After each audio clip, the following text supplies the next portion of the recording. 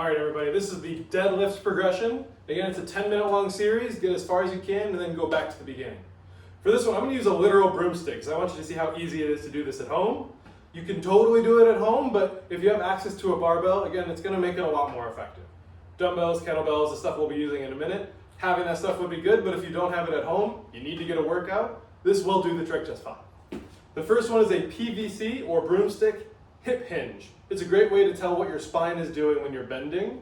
So I'm going to take this broomstick and I'm going to tuck it so it's touching my spine. So this hand is in the small of my back, the end of the broomstick is touching my tailbone, and it's between my shoulder blades, and I'm going to take this hand and hold it against the back of my head.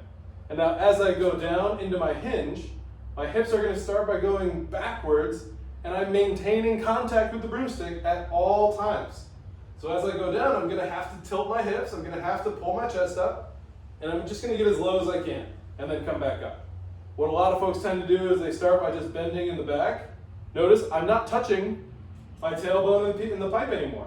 They have to all touch all the time. That's how you know you're doing this one right. And that's the point of this movement, is to learn how to do that. So the hips go back, tilt your pelvis, touch, touch, touch, touch, touch, get as low as you can, come on back up. This one requires a high level of accountability because there's no such thing as good enough. You'll get to a point where you're gonna say to yourself, I'm not really sure if it's touching my tailbone anymore. That is when you have to stop. And if that's 2 degrees, if that's 5 degrees or 10 or 15, or maybe it's all the way down to 90, it depends person to person, but wherever you're at, that's where you need to stop, and we need to really focus on this movement. It can be boring, it can be not the most fun, but that's what this program is all about. It's about doing the things that you know you need to get stronger and better, and I promise it will carry over to other things. The next is a kettlebell, or in this case, dumbbell, behind the back hip hinge. So instead of using the PVC pipe for that feedback, we're actually gonna use a weight. By putting it behind you and holding it with both hands, I prefer a kettlebell because it's a little more comfortable on the hands, but a dumbbell will work just fine. What you're gonna do is provide yourself with a counterbalance. So as you go down, push your hips back, chest stays up. You're trying to keep your back nice and flat the whole time as you push your hips back and feel that hamstring movement. Come on back up.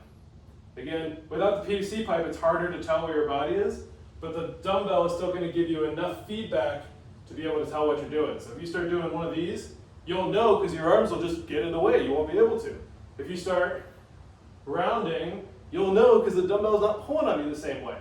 Push your hips back into the dumbbell like you're pushing it away from you, and drive straight back up. That's the dumbbell or kettlebell behind the back hip hinge. Next is a kettlebell or dumbbell deadlift to your knees. And this is just a great way to start the deadlift movement by putting a weight in front of you the way it will be with the bar. So I'm going to stand up straight, glute squeeze, and I'm going to remember all of the lessons I just learned with the PVC pipe and then the dumbbell behind your back. I'm going to push my hips back, spine is nice and flat, hips tilt, push your hips back, back, back, back, back until the dumbbell's right at knee height. I'm going to stand back up. The most important thing you can do is keep your hips moving backwards and your chest up nice and tall. Stand back up. This is a great way to start this movement, and if you have a hard time with the PVC hip hinge and you've made it this far, I wouldn't go too much further than this because that means that you can't stabilize your spine yet, and the movements before this one will help you do that so much more frequently, consistently. This is a good step of the dumbbell deadlift to your knees. Now we're going to talk about the dumbbell deadlift to the ground, and by ground really what we mean is about mid-shin, because when you have a barbell with plates on it, that will actually be at about your mid-shin. You don't need to go all the way down to the ground ever. In fact, most people, even the best of the best powerlifters, deadlifters, athletes, can't go all the way down to the ground with good form themselves, even people who deadlift 1,000 pounds. So we don't want to go all the way to the ground, just to the middle of your shin. I'm going to stand up tall, hips go back. Same thing that we did is same as when we went to the knee. But once you get to the knee, you're just going to bend your knees a little bit, and that's going to get you that last inch. My back is still flat, my hips are still behind me, and I'm going to stand back up. So it's hips back, hips back, hips back, knees bend, stop, come on up.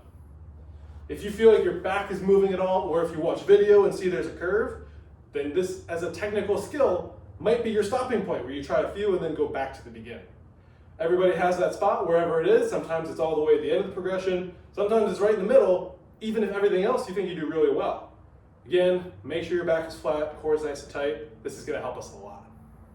Okay, we're back to the broomstick. Again, I'm simulating having a barbell. If you are at the gym and have a barbell, that would be ideal, but if you're at home, this will do it just fine. I'm gonna grab the bar so that my hands are just outside hip width. And what we're gonna do is called a conventional deadlift as opposed to the sumo deadlift that we'll talk about later.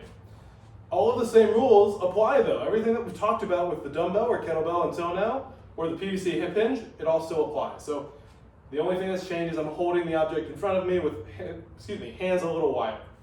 I'm gonna start my shoulder blades back, core is nice and tight, hips go back, back, back until I start bending my knees, get to about the middle of your shin, and then stand up tall. This is what we're gonna do with the barbell, this is what we're gonna do with heavy weights eventually, and ideally, if we've made it this far, you've made it this far because your core has been tight and your back has been flat. It's a conventional deadlift. The last variation is called a sumo deadlift, and a lot of folks find that this is actually a little easier than the conventional deadlift, but it's last because it's a little bit different than everything else, and everything else in this progression is required for you to have a healthy core and a healthy back. So by the time we get to the sumo, you already have all these skills and now we can actually move some weight.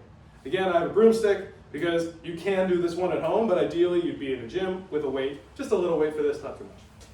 I'm gonna have my hands in that same place, so they're straight down from my shoulders, but instead of feet together bending forward, I'm actually gonna widen my feet until they're almost uncomfortably wide.